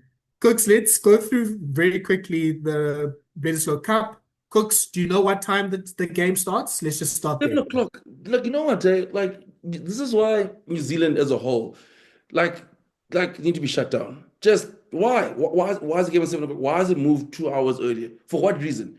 I don't think it's at Eden Park, but like, leave it at 9 a.m. This is the traditional time to play All Black Test matches. We already watch Australia. We decided to play all their other home games in the fucking afternoon. Like we do with that now. We're now watching games. We're watching Australia, Argentina before we watch the Springboks versus All Blacks. Now this guy's gonna play at 7 in the morning. We're gonna kick off at 5. I think it's kick off like at 5 p.m. as opposed to like 7 p.m. Why is it early? Like what like is there a rush? Are they rushing to watch? Are they rushing to do something at 7 p.m.? Is there something happening in New Zealand? Like is there a concert? Is Lady Gaga in town? Like why does the game have to be moved earlier? This is why All Blacks need to lose this weekend. But flipping the Wallabies, they all lost 1,000 players this week. Like everyone's going down. I'm like, but they need to lose. The streak needs to end on the sole purpose that this game's been moved 2 hours before. Because now the game's at 7 in the morning. What the hell, man? Like I can't wake up at 10 to 7 oh, this way doing the haka. I'm like, oh man, I've had a coffee first. I need to like ease into the day. Yeah, Someone's gonna go I run don't in know. the fella. Someone's gonna go run. Like now I must go run at like 5:30 in the morning on a Saturday because the All Blacks decided, hey man, we don't care about anybody else. Bledisloe Cup is. They don't I need the All Blacks to lose the Bledisloe Cup. I need Scott Robertson to get sacked. I need what else do I need? I need the CEO maybe do whatever happens to him or something. Bad things happen in New Zealand. Bad things must happen. I need to be ranked fourth by the time the year ends. I need bad things for moving this game to a stupid time. I don't know what it is, but these New Zealanders, Australians like afternoon games. I don't know what has made them like it because every time I check one of their Super Rugby games in the afternoon, there's no one there. But okay, whatever. Like you want afternoon vibes, you want the sun, you'll get the sun. But yeah, Cooks, you mentioned it, injuries on both sides. New Zealand are less well off. I mean, are better off because they at least pretty much have only lost the big player, Scott Barrett. He doesn't play, so it's Holland and Vi at lock, which would be quite good. Two Pelotas off the bench. Backline has Caleb Clark coming back at 11. Leo Carter gets another test, and then on the bench you have Tui Pelotu, you have Peter Lakai, and oh yeah, New Zealand now have scrum halves again. So Cam Yeah. Roy got and Cortez Latimau back. finally. So Fi- yeah, Finally, this Gold Coast is over. yeah. Finlay Christie, thank you for your service. On the Wallaby side, like you said, pretty much, yeah, everyone has an injury. Valentini and Kellaway, I think both have calf injuries. They still don't have their 10s back, so it's O'Connor that's going to be at 10. At least Ikitau's back at 12. Jorgensen will be interesting at 15 because there'll be one long kick from McKenzie or Bowden or Geordie, and he's gonna tear the whole team up. So Yeah. I'm just waiting for that try of the year nomination for Jorgensen there. Salakai Lotto gets a start as well at lock. Like he seemed to be iced out and now he's back in. Harry Potter will be marking Caleb Clark. Alan Alato is back. You've got Ryan Lonergan. He's going to make his debut. Yeah, Cooks. I mean, I'd obviously feel more confident if Valentini was there Yeah. and if Skelton was there. So now it's now like the question for the Wallabies pack is, can you do the same things without those guys? Are you able to, bring that sort of like go forward ball and intensity? Because look, New Zealand, I mean, we try to hype up, or I try to hype up their pack, and then so I have to absolutely run roughshod over them. So there is an opportunity. Like you can, hit them back as much as possible. But the Frosts and the Salakai Lotos and the Hoopers, they need to have big games. It's just like I'm looking at loose tray now of like Hooper, McGrath, and Wilson. It's just light. That's the problem. That's the Yeah. one. It's just like I mean, Hooper gets around the park. Wilson is like it's just like it is needing even like a Gleason would have been great this weekend. Um, like that's the biggest thing. Like if Gleason was there, like he can see he sort of adds like a big amount of value. It's just like they just need that big ball carrier because I mean, like Nick Frost. I mean, to be fair, Nick Frost has been playing very good rugby, and I think Salaka Loto can also add to that. They've got he's hardworking, but it's just like it's not the week to lose Valentini. This is not the week not to have Rob Valentini, but I still think Thala though, like I can still think they can get the job done. I just like it's just they're gonna have to be for the All Blacks. You just know they're gonna come out guns blazing. But also the All Blacks, can they stop losing games before that the 2 week break where they spend 2 weeks being lambasted by the media? Like the All Blacks, they're gonna come in hot. They're gonna be far. It's Eden Park. But the thing is, Teller, that the Springbok game where the All Blacks turned it on, like at Eden Park. I mean, even though we made mistakes, I don't think the All Blacks can reach that level within like. I understand if it was like maybe like say later down the season, but I'm like, it's only been 4 weeks that like it's. Can they do that again twice in 3 games? I don't know if they can go there. But the problem is the Wallabies need to be clinical and take their chances. That's for me. It's more. I think the All Blacks will probably be at about like they'll be there for the taking. I think they'll all play well. But I just think the Wallabies, it's all due to how good it's all Wallabies for me this weekend because are they going to be starstruck? Because sometimes the Wallabies just tend to fall apart against New Zealand, like just can't play rugby, like like that's the worst. They're just like we can't beat these oaks. So I just think for me the Wallabies is they gotta go. They believe in going. Because my thing with the Wallabies, if you can go to South Africa and push the Springboks in South Africa all the way, there's no reason for you not to go to New Zealand and do a job over those guys. Yeah. Like even do the old school, trick yourself with the old high school mentality. Like, hey man, we lost the Springboks by 7 points. They lost by 30. So clearly we're the better side. Like in school, you try to trick yourself. Like, yeah, but like that's for me the worry. It's always like it's how they enter. Because I'm telling you, if they win on Saturday, I don't think the All Blacks will beat them when Skelton and the other guys get back. Oh, but tell you, imagine the All Blacks lose. Oh, yo, that's the kind of Yeah, when we have a Bledisloe Cup on the line next week, pretty much Razor's job is on the line as well. It's Rugby a Championship is on it's the a record holding line. on. You can't lose the streak. There's a bad history will get you fired. Bad history. People like it. People like bad history will get you fired as well. You come You don't in. want to be the first team since. Oh, Once man, they have those stats coming out, it's over for you. ask David Moyes at United when you took over Fergie. First team to be and everyone's having a party like to be Man United. Even like the box, as you could see, guys were lighting up the Springboks. Like what? It's a bit of a mess. Italy is coming out of the shadows. Ireland was putting record defeats against us. Like everyone was like, "Yo, I'm leaving here with something." Yeah, this is such an interesting game, especially because of these players missing. Because, like, even just with New Zealand, like you say, okay, they don't have Australia does have Skelton and Valentini, but New Zealand's 4, 5, 6, and 8 pretty much all are pretty inexperienced. Holland, Vi, Parker, and Satiti, like all in their mid-20s or early to mid-20s. I think only Satiti, I mean, only Vi has like what 20, 30 test caps, but they're all inexperienced. Like, not that I'm blaming them for the loss against the Springboks, but they were the ones that weren't really sort of showing up when the Springboks put the pressure on them. So I think for the Wallabies, there's nothing for them to fear about this All Blacks team. It's just the jersey. I don't even think, except for RD, Jordan, I guess. Yeah, let's put Jordan there. I guess Roy God has like credit from before, and obviously Cody Taylor.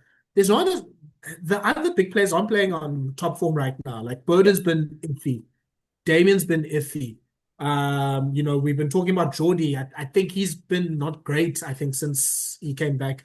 I think Stephen Donner might have been right. Maybe the URC does put your level down. I don't want Beaver to be right about this. Like Satiti's also still coming back from injury. Lomax didn't look at all good against the Springboks. So, I mean, Tubovai's obviously been like pretty much their best performer. So there's nothing for the Wallabies to fear. I just wish one of Valentino or Skelton were there. I just wish that White or Kellaway was there as well, or Tom Wright. Then I would be like, okay, Australia's going to take this. I don't know if this Wallabies team is good enough to do it. But yeah, Joe Schmidt has made a fool out of me a few times this year. So, you Okay. know what? Oh, sorry. One more thing. Wallabies, let's try not to get 10 penalties in the first half and be 25 points behind. Yeah, That's all I'm asking. you're right. Because like if you 25 points behind against All Blacks, you're catching 60. Like, sorry, like that's what's gonna happen. There's no fake comeback here. Yeah, there's no. I just can't wait. Oh, Thala, I just want to say, guys, Joseph Akusu Swahili is just a marvel Cooking. ball in hand. Oh, like there's something with these league guys who come here and they just run differently. Also, did you see I can never pronounce the guy's name. Mark, Now Akanati Wase. that guy, Mark Nakawatawase. I can't say it. I've tried every time.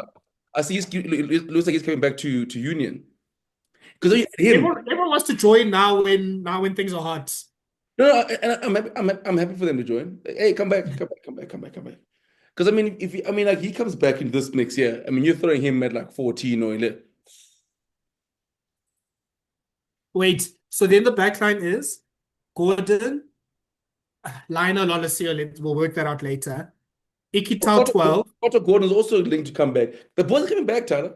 The boys are coming back. Carter Gordon will come I back. never rated Carter Gordon, but yes, he can be in Larry the who mix. plays in the NRL's big stars linked to come. Yeah, but if you look now, like, we have Liner or hey, Lolesio. Yeah. Ikitau 12, Swali 13, Jorgensen one wing. Now Akani Tawase another wing and right fullback. That is that back three is that's up like that's up there with like Box France back three. Like that and also like all chaos merchants. Yeah. New Zealand just wants one. They are debuting 26-year-old sevens players on the wing. Like, just give us, even Harry Potter would make a big difference for Yeah. them right now. Like, As but even who's that guy? Dylan Peach would make a big difference for them. Like, they just want one winger just to excite them. Like Caleb Clark essentially has just been picked not because of his attack, it's because he's good under the high ball. Like, that's where New Zealand is right now with their back three. the tap just ran dry with fly halves and back three. Because like every year they almost will give us someone who scores 6 tries in the debut year. Every year, Nope. there's some wing in Super Rugby, they'll get a chance for the All Blacks and they score 6 or 7 tries. Now they're like, man, can anyone play? Like, oh, it is. My favorite is like, what happens if like Bottom Barrett to Mackenzie goes down? So now they play like someone like Ruben Love at 10, who just doesn't play 10. And guess what they do, Tyler? He goes back to Wellington to play provincial, and they don't say to Wellington, hey, can you please play him 10? Because he's not played 10 the whole year. Maybe we can give him a few games at 10. Like, no, he's going to play 15. I'm like, you don't need another 15. You need to play 10. Like, you can't have Barrett and Mackenzie playing every single test match this year. I'm like, well, I'm like, who else is going to play 10? They're like, no, Ruben Love can play 10. I'm like, oh, so are you not going to make him play 10? Because like, if the Hurricanes and Wellington are like, no, we went Garden Bishop at 10 instead of this guy. And then all of us are like, yeah, that's our third choice 10. Ruben Love, that's our guy. I'm just like, because the All Blacks also need to admit, like to themselves, like, guys, you're in a drought. And it's okay, like, you're rebuilding. But I'm like, yo, like they're holding on by a thread. Then, like, they can't wait for Mwanga to get back. Yo, Mwanga's, I've never seen, like, his value is just, like, rising up. If I was, I'm like, you know what, I'm going to come back just for the World Cup. I'll come back. Hmm. Like, I want to play one test in the Rugby Championship 2027. Then I'm ready to go for the World Cup. And, like, poor Razor's like, hey, Razor might have a job before his mate gets back. I, Because he's like, at he's like, this rate, he's like sitting in those meetings like, guys, I promise you my plan's gonna work when Richie gets here. My plan is all centered around Richie Mwanga. They're like, my man, you got a whole end of year two you gotta get through. I, I don't know. I've never been so disappointed in a international coach like Razor. Like, obviously the hype was there. He won flipping every Super Rugby for the last like 200 years. And like the Crusaders game plan was genuinely innovative. Like, they were doing things with their forwards. They pretty much bullied you and put you in a bad place. And then through Moanga, obviously, but then they were able to do really creative things with the kick, run, and pass game. I, None of that is here. He, for whatever reason, trusts certain players to their death. And I mean, I know, like you said, I think New Zealand has to admit we just don't have the cattle anymore in Yeah. certain positions. Like, all due respect to these guys, but the Ruben Loves, Billy Proctors, Leroy Clarks, like, I mean, Leroy Carters, they're not playing for, like, not even like, I'm not even saying 2015 New Zealand teams, like, even 2019 New Zealand teams, they're not playing for those teams. So, what do you really want Razor to do? But also, you can't keep picking these players. Like, you have to show something. So, I think if he Who do you loses the pick Rugby then? Championship, Then look, I who mean, do you sorry, if you lose the Bledisloe Cup, it's done because you're not changing anything. Like, we kind of see that the best game plan for you guys is a more conservative kick chase, keep it in the forwards game plan. You don't want to do that. The next week, every time you win a game playing tight and kicking, the next week you're trying to throw the ball out wide. So you're not getting through to them. It's a mess. That's a mess. But Thala, I'm making a big call. Wallabies going to win this weekend. That's my prediction. Wallabies are going to Oh, win. The streak comes to an end. Miracle Max at 15. I think the streak comes to an end. And sole basis was the game at 7 in the morning. That's the sole basis of it. But I have one more recommendation. New Zealand, just make Wayne Smith the coach of the men's and the women's team. Like, clearly, he's the only one with the rugby knowledge in New Zealand. Wayne Smith was in the box in Auckland. New Zealand plays with crazy innovations. They thought everything that the box do. They played brilliantly. Next week, he's not there. What happens? Wayne Smith won the World Cup in 2022 with the Black Ferns. Like, Wayne Smith must be made coach of both teams. Whatever Wayne wants to do, he must do. they need like I just love when the All Blacks like remember like when Ian Foster almost got fired and they brought in like Joe Schmidt and then everyone's like, oh, Foster's like it's just so nice for him, like he brings these guys in, like maybe they need better coaches. Like be like okay, and you get like now like Wayne Smith comes in, you find out you get past Springboks, win the game, he goes away, you need about 40 points. You're like, maybe we gotta keep Wayne's. And Paul Wayne was like, guys, leave me alone, please. I'm literally trying to retire. Leave me alone. Leave me, like, don't call me. Like, I can't do this every week. Last week they put Richie McCaw. Like, they bring all the guys in. Like, oh man, like they that. Like, oh, like what all Ray's gonna do. But my Audie's also captain. When Audie's captain, the guy will rise. Audie will do Audie things. Oh, but Wallabies on win for the chaos. Oh, I just want to see the chaos in New Zealand when the streak is gone. And also to Oh, go to the Wallabies of all teams. The if the Wallabies, Wallabies win the Bledisloe Cup, Razor's done. at least I could So, the Springboks are going to be like, oh, the greatest rivalry, the world champs. But the Wallabies. Mm-mm. Oh, 7 o'clock, wake up for it, don't be late. Cooks, very quickly, Curry Cup final, Griquas win against the Lions. How are your Lions friends doing, Cooks? Yo, they're not good there. They are not good. But to be fair, if I'm speaking to them now, they're like, onto URC. I'm like, no, but no, no, no, like, URC, please. We are looking on. I just think like, oh, the Lions, I feel so bad because they basically won the Curry Cup 2 years in a row and then lost it 2 years in a row. But like, it's like the penalty last year, like this year, like I mean the slap down, but I think the Lions will be frustrated. I think they're just like I know they play a certain way and they pride themselves in a certain way. I just think I mean it hurt them a few times, like just in possession of the ball, but like just overplayed. Then a knock on leads to a try, then they'll make stupid mistakes and like they had plenty of handling errors. But I mean did well to get back in the game. But I must say it's very cool for a side like the Griquas to win the Curry Cup because clearly, like for them, the Curry Cup is the be all and end all. And the Lions and like the Stormers and the Bulls, they were obviously all the sides they were obviously preparing the main players that were in URC preseason, so they're playing around 20s. Then the Lions also obviously the URC guys got back wanting to prepare for URC and obviously try to win the Curry Cup. Um, but just incredible for me for South Africa Creek was like it still gives it the Curry Cup prestige when a side like that wins. And it shows, I mean, the videos of them arriving at the bus and the bus arriving back in town, just incredible. So like, I mean, the Creek was in George Whitehead, guys like that. It's just awesome when guys like that and teams like that win the Curry Cup, and it still shows like the emotions of the guys, like what it still means. Like, but also tell them we got to find a way, a proper time in the calendar for the Curry Cup to happen.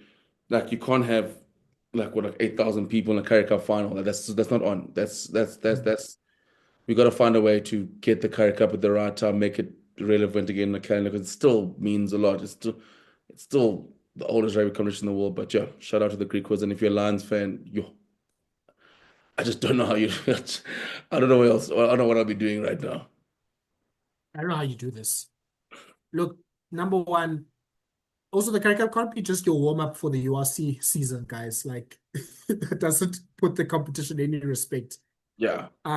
But yeah, great quiz, well done. Congratulations. Like the celebrations were great. Like it was so, yeah, it's great for them. Like we saw it obviously a few years ago with the Pumas as well. Like, yeah, I mean, if this is how rugby is looking like now in South Africa, obviously with the URC and Europe being the focus, like this must be the time now to have these competitions mean, a lot for these communities. So like that's really good for the Greek quiz, and I'm glad they won it.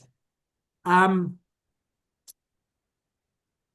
Yeah, I'm selling my stocks on the Lions. I mean, I don't think I had too many left. Like last season, I think we saying during the season, like we try to hype them up to be like, oh, they can make top eight. Like we really believe in them. They have something there. Like their best 23 is looking good. Like they're keeping their players and signed there, but just proceeded to lose pretty much all of their games in the stretch. They fell to like what I think 12th, 13th. And if your senior, this is their URC team, essentially. It's not like they have a lot of players in the Bok team. Pretty much only what? Morne van der Berg. So if your senior team can't win against Griquas at home, you're not going to be anything in the URC. So let's pencil in the Lions to be there with the Dragons and Zebre and whatever other Welsh team. They're in the bottom four. Like, we're done with this now. Like, it's just not happening.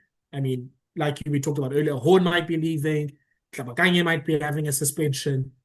That URC money needs to come to the Lions first. They must have the first notification of their part in 3 million rand. They need to fix a lot, sign up their players to long-term contracts. Cash, you need to go, my guy. I'm sorry. Because this last year's has happened, and Ringo made this point even in his video. Zwaki Nkosi coaches the Lions for the regular season. It's all good. They're in the top four. They get themselves to the final. Once the URC people come back and cash comes back, I just like I don't want to say anything. it just gets to that point. I'm like, I think we're going like, how far can he take them? Like, Yeah. You're like, because you're right. I'm like, that's a frustrating the lines. You're like, last year, well, flying and then fell apart of the injuries. But like, now you're going like, yeah, Chris Smith is in, like Angelo Davis is coming, and guys, but you go like, yeah, okay, where, like, I can see them again bringing that fight with, like, the bit to go in that fight for eighth. But I'm like, I'm not convinced because I'm not convinced they can get the job done because they've failed the last two seasons with arguably the best with better sides. So I don't know. Yeah. Yeah, it's genuinely like at this point, I'm not sure where the Lions go, what they do. It's just the vibes are horrible right now. Like that's why I was saying like they needed this Currie Cup final just to be like, okay, we can build on this momentum and do something. So now their reward for losing is they fly to Cardiff. They're playing Cardiff this weekend in the URC. Um, Cooks, I mean, yeah, like we said before the thing, URC starts for us in December once all the box stuff is done. But Storms are playing Leinster at home. The Bulls are playing Ospreys at home. Glasgow, Sharks are at Glasgow and Lions are at Cardiff. Let's talk about this very quickly. Um, look, Stormers Leinster I think could actually be a good game. Like Leinster has quite a few of the Irish players there. Prendergast, Henshaw's there. Like some of the younger players Really, I like think Jack Renshaw, Warner. yeah, a good side. My guy Jimmy O'Brien at 15. There we go. So Kieran Frawley, he's back from the wilderness. He's back at 12. And look, the Stormers have a decent size. Similani is playing fullback, which would be very interesting. And, I think I saw a news report. I mean, Ruiz is there as well, and Dixon is back. I saw a news report about this Oliver Reed at Loosehead. He's 19 years old, and they're really calling the next Stephen Kitshoff, apparently. Yeah. So look, obviously a lot of youth because, half the Storms team are on the Springbok team. But yeah, this could be, I think this probably is the match of the weekend. Yeah, I think so as well. I think it's gonna be like I mean it's nice to see that Leinster sort of put a decent side of the few internationals. I think the Storm is it's gonna be interesting to see how they play because obviously like was it you're gonna call them the goof troops they're not playing. So it's gonna be interesting to see the way they play. Um, I just think Leinster will have a little bit too much for them, even in Cape Town. I just think there's a little bit more quality in the Leinster side. Um, but if there's ever a time to play Leinster, it's probably the first week. Um, of any probably the first week. But I think yeah, it's gonna be the match of the season, the game this is the game on the weekend. So very keen to see how the Stormers start. Yeah, especially like they def, which I'm keen to see with the Storms. Obviously with no Marnie, Sasha, Willem, so that's still their playmakers out. Keen to see the step up of like Yuri Mattia. You saw glimpses last season. Yeah, I'm keen to see how he goes now. I think for them the biggest thing is Dan du Plessis back. I mean, flip it last year he couldn't stay fit, and Ronell's back. So I mean that's the old school center partnership. So which is one. Similar at 15 is going to be. I've always thought he could do a job at 15 because obviously with the feet. So yeah, there he goes. yeah.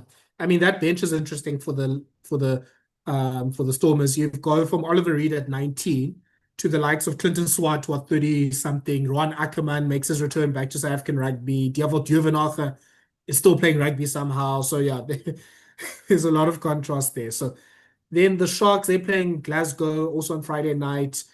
Jen Hinkshire at 10 Cooks. Or Cooks, are the Sharks nothing to you until December? I think to be until May. Um, I'm just worried. Like I just want to play Glasgow first up with like. I'm keen to see how Jaden Hendricks like plays at 10. I'm like, I don't know when South African sides decided to go full French because we've got two scrummers playing 10 for our franchises this weekend. So Yeah. half the sides playing URC. Well, I'm surprised the Lions have playing the side of Nico Stain probably playing 10. And there'll be three of the four sides playing scrummers at 10. So I don't know, man. Like, what do you want from me about the Sharks? I don't know. Like, I don't know what to expect. The box aren't there, so probably so like maybe let's say the College Rovers out there. But Lukanyam's coming back. Like, Am's back. Chichuka's back. He's a Springbok now. His brother is starting. There's something there, Tyler. Like, so I'm hopeful. But again, I don't know how we're gonna play. I don't know like which Sharks side's gonna rock up. I don't know. I, I still don't know how we're trying to do an attack. I don't know how we're trying to win rugby games. So I'll see on Friday. But geez, like it's a terrible start against Glasgow. Yeah, that's one team you don't want to play. I mean, I like the signings of Especially Matanzima especially if and you don't know what you're Ori. doing. Especially if you're trying to figure things out. Glasgow's the last side you want to play against. Yeah. Look, at least Glasgow doesn't have Tom Jordan. Our Chaos King is in Bristol right now. So now Oh, Dan Lancaster's playing at 10. Adam Hastings, the real king of Scotland, he's on the bench. Um, but yeah, like, Dodge and Dempsey, they didn't actually Ferguson, Dodge and Dempsey, they didn't play for the Lions. And I think two of the three didn't even play the Scotland team. So they're rearing to go. It's like crazy loose forward battle. Ferguson, Dodge, and Dempsey versus Chutuka times two and Buthelezi is going to be crazy. I love the Ori and Matanzima signings for the Sharks just to give them some solidity. So yeah, I think there's enough there for the Sharks. They could make an upset, but it's going to be tough at Scotstoun. Like it's tough for teams at their best to play and win there. Bulls quickly, yeah, the Bulls look like they're going to be in another URC final and probably lose it again. But yeah, Serfontein is in there. We talked about Steenkamp and being in there. Kobus Visa, he's now a Springbok. He partners with Jay Van Heerden. Felipilo Gumede is back from Wilderness. I don't know what he said to Jake White in the middle of yeah. the previous season. He's actually starting a game. Johannes is at 10, Serfontein's at 12. So there's a really good side here, even without obviously all the Springboks and Rassie also gifting Willie Leroux into the 23. Nicholas Janssen van Rensburg's also in that team. So yeah, Bulls can have a good start against Ospreys. And then yeah, we have the Lions at Cardiff later in that evening. I think the Bulls are going to be back in the top three, to be honest with you. I think if Jake can get in there with a mess they had in camp, you see that he's calling players fat and things like that, or getting moody, and the mess they still managed to get themselves into a final. So it's interesting to see what Aka's bring. But I think the Bulls, what they're getting right is their squad depth is getting to a place now. Because you look at that side without those Springboks, that's still a very good side. Yeah.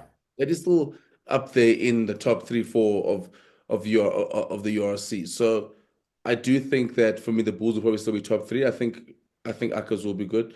And the biggest thing again, till we mentioned, like I mean, I'm very happy to see Kicking Johannes getting a sort of 10. I think obviously he spent the whole preseason at 10.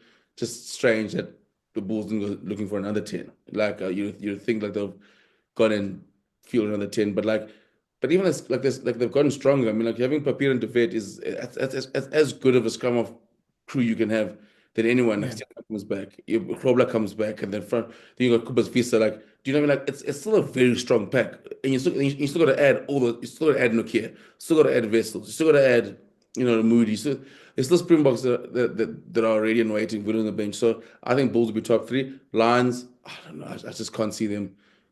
I mean, Cardiff obviously like I mean, they tend to be good at home, and then a good season last year. I can't see the Lions winning that game away from home. No. Yeah, so once we, I don't know, maybe after the rugby championship, we can actually have like a nice preview podcast and actually talk about like who's in and who's out for these teams. It's a lot of rugby this Finally, weekend. I was like, yo, it's a lot of rugby this weekend. there's a lot of rugby. Cooks, we haven't even talked about the Prem starting this weekend. I just checked now. Max Ojomo is playing at fly half for Bath. Ollie Lawrence is at 13, Redpath's at 12. I want to see that. Newcastle has their Red Bulls signings now as well. Like it's just crazy, right? Our own Farrell's Roma back. at 10. Okay. I genuinely don't know. I didn't know he could play 10. I Okay. need to see. Was it just play three ball carriers? Like, okay, Ojomo's your turn around to carry from 10. I think that is the plan, basically. So, yeah, that game's gonna I'm be sure like it crazy. looks, 'cause it looks like there's no Lions players kind of playing. I mean, I see Cummins, Mm. Scott Cummins on the bench for what do you call it, for Glasgow. But it probably I'm sure the Lions was probably got extra rest, eh? Yeah, I So, that's why I was surprised that Cummings was even in the team. yeah. I think they said Morgan came to South Africa, so I think he might be in the Ospreys team. I mean, Morgan has to carry the Wales team for the whole year. Yes, to now travel to South Africa for the first week. I'd also leave, Jack. I don't know why you're still there, man. Like, they're doing too much to you. Like, I'm like all my mates, everyone else is resting. They're like, ah, man, rest way. come play rugby. You're playing 80 minutes, by the way. We playing against the Bulls. Yeah. What? Not gonna go Loftus. Yeah, that's exactly what's gonna happen to you. Yeah. Look, if Wales rugby wants to be spicy about this, we only keeping two teams thing, they must say the top two teams in the Welsh conference are the ones we're going to keep. Yeah. Oh, do you know what'd be cool? If I'm sure if they want to keep two, there'll be obviously two spots open. Man, I'd love for them to give. I'd love for them to, for us to give us a fifth South African franchise because we can obviously we got the numbers for it. And then what I would do, the winner of the Curry Cup sort of gets that fifth spot, but then that fifth spot is for promotion relegation. So like that, whoever's that fifth spot, then we have four guaranteed, but within the fifth spot you got to fight for it again with the Pumas, with the Creekwoods, and she's that's what I would do. As you know, I'm sure the Cheetahs fans are like, no, put us in back in. Oh, we're fighting, please. Yeah. Yeah. Maybe, I mean, the wise thing would be to give Georgia one of those teams, the Black Lions, but obviously rugby doesn't do wise things like that. So let's not even put that out as an idea. Cooks, we haven't even talked about there's a World Cup qualifier like that ended 32-32 this weekend with between Samoa and Chile. And I mean, crazy game. Chile had like a 20-point lead. Samoa came back in the second half. Now they have to travel to Chile for the second leg. Samoa literally could be in a position where they have to qualify through the Repechages tournament because it's going to be tough for them to win a game in Chile. Like, but when you see that Samoa team that played, I mean, it had the, the Papalis and, the Lealfanos and all these names that you recognize. So it's wild that Chile actually even drew against them in that first game. No, I really hope Chile comes through because Samoa shouldn't have 98 chances to get into the World Cup. So I do hope Chile gets through. I mean, I'm sure even the report told me, I think Samoa can find their way through. But I think it'll be cool again to see Chile get back. I think it'll be a very cool story. So I really back in Chile to win this weekend, and then obviously Samoa will find their way back through the outskirts. Yeah, How many times? Namibia and Belgium and those teams that they have to play there.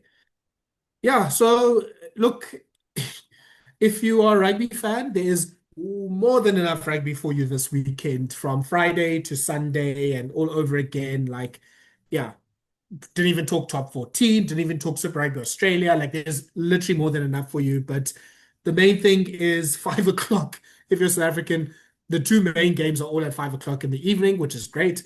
And then you have the Bledisloe Cup game at 7 o'clock in the morning. So let's end it there. Oh, actually, Cooks, last thing.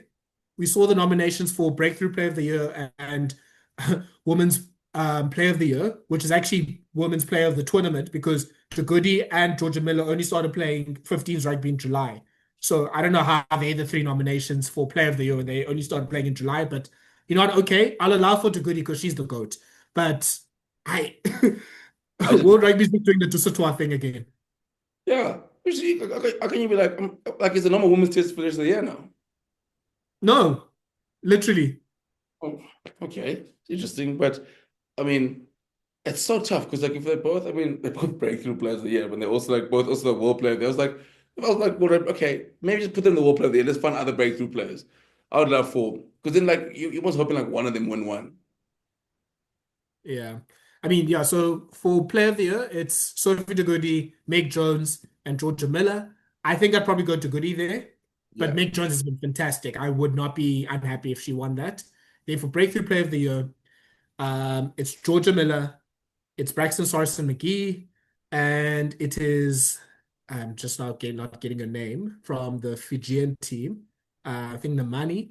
Um, and yeah, so obviously. It's hard to look past Georgia Miller. You can't be known for breakthrough player of the year and world player of the year and not win breakthrough player of the year. Yeah, but Sarson McGee cooks. Nuts. But I'm saying like you can't have one breakthrough player of the year who's also known for the best player of the year. And they're like, no, you don't. Like you can't. You're not good enough to win the breakthrough player of the year. But you're not I for. hear you, cooks. I But hear you, but I love Saracen McGee as well. she would be my vote. So it's Josephine Neamu. Yeah, her brother actually played for Japan in the last World Cup. Funnily enough, so yeah, he played for Japan. She stayed in Fiji. She obviously performed well in the game against Wales. She's just she literally just breaks tackles the whole time. That's what I remember from her in both the Wales and the Scotland games. It's just she gets the ball, she sees you in front of her, she'll go through you or go around you. Like that's just how she plays. So look, she's 21 as well. So literally all three of these breakthrough players are under 21 or 21 and under. So yeah, future of world rugby is there. So you going Georgia Miller, and who would you say for World Player of the Year? I got to Goede as well. Yeah, it's probably going to be. We don't need guys. Please don't do that thing where you give the Player of the Year person to someone that's in the losing team. They must just say whatever the votes were, the winner gets Player of the Year. We can't now have Goode or Mick Jones looking sad with that trophy. Oh, it's the worst. It's the absolute worst when they do that. You like, but they're just like I the think worst picture. the women's Euros, I think they said Bonmati was the player of the tournament, and obviously they just lost to England. And she was so pissed. She was so mad. Like, we need to stop that, guys, please. Like, just give it to the winning team. We'll just wait the next day. Or make it the next day. Yeah. Like But what? yeah, so that's At least World Rugby like in the like after the World Cup. At least let it wait till the next day. no, they said everyone's here. We're going to do it now so that you guys can fly out Saturday night. That's the thing. We're not seeing in Monaco like we do later the year. Like no ways. How? So they're gonna do this. They can't do the Monaco thing just for the men. That would be rough. That'll be very rough. I But don't. it's World Rugby, so what do we expect? Let's end it there, guys. Thank you so much for listening to the Rugby Biz podcast. Please like, share, and subscribe to this podcast. It's on Spotify, it's on YouTube. Share it with the rest of your rugby mates. Please follow us on our social media channels and see what's happening in the rugby world. As we said, lots of rugby to look forward to. World Cup finals, Rugby Championship, URC. We're the place to come to for everything for that. So we will see you again next week when we review everything. Bye bye. Yes, guys.